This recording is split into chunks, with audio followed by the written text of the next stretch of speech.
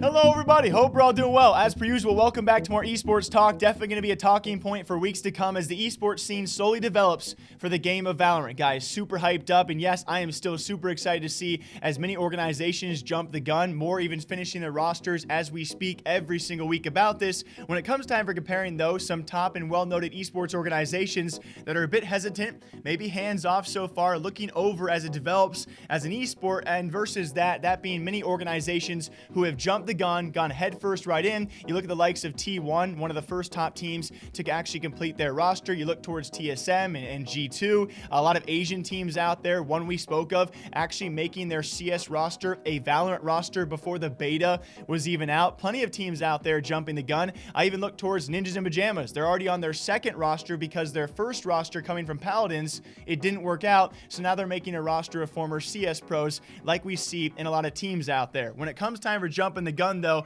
and really banking on what the future might be, no one even comes close to what T1 is doing. 3 rosters, 1 North American Academy, and 1 Korean. But versus all of that, we still do see some top dogs out there, maybe just overlooking and waiting and seeing what's going to happen. I would say most prominently, we look towards a team like Liquid, but also now Team Vitality and their CEO, that being Nicholas Moore, has spoken out. Last time we talked about this guy, whenever he speaks out in these interviews, he talks about very interesting points. This was actually months and months ago. We talked about him and him actually wanting to go public and be transparent about esports player salaries. If other esports organizations also want to do the same, he said he would totally be down. Now, speaking of that though, we've already talked about the organizations that have really rushed into things. Him, maybe not so much. He's taking a different approach as to analyzing the developing esport backed by Riot Games, and I thought his perspective was very interesting and very respectful. I respect the organizations out there, taking these risks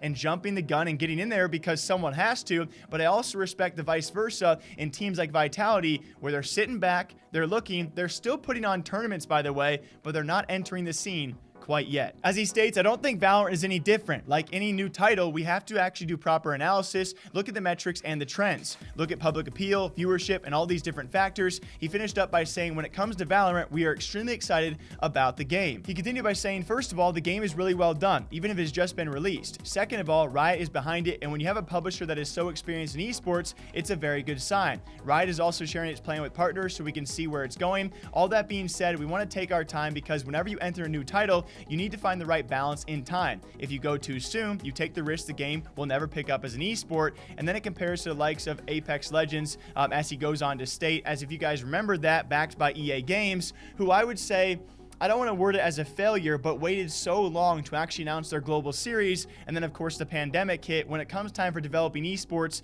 Apex Legends started out very strong. We saw teams really jump into it, and then nothing too big really ever came of that as an esport, and that's what he is trying to compare to here.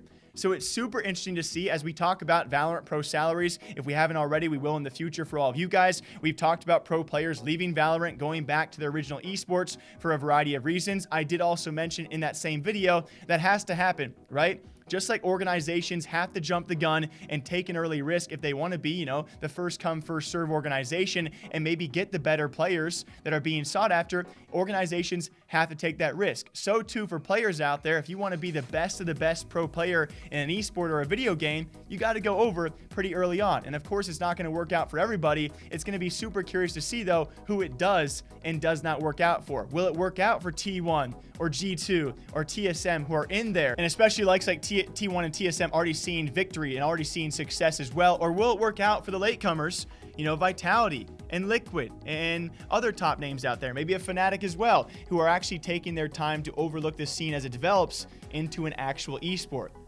What do you guys think? Which position would you rather be in right now?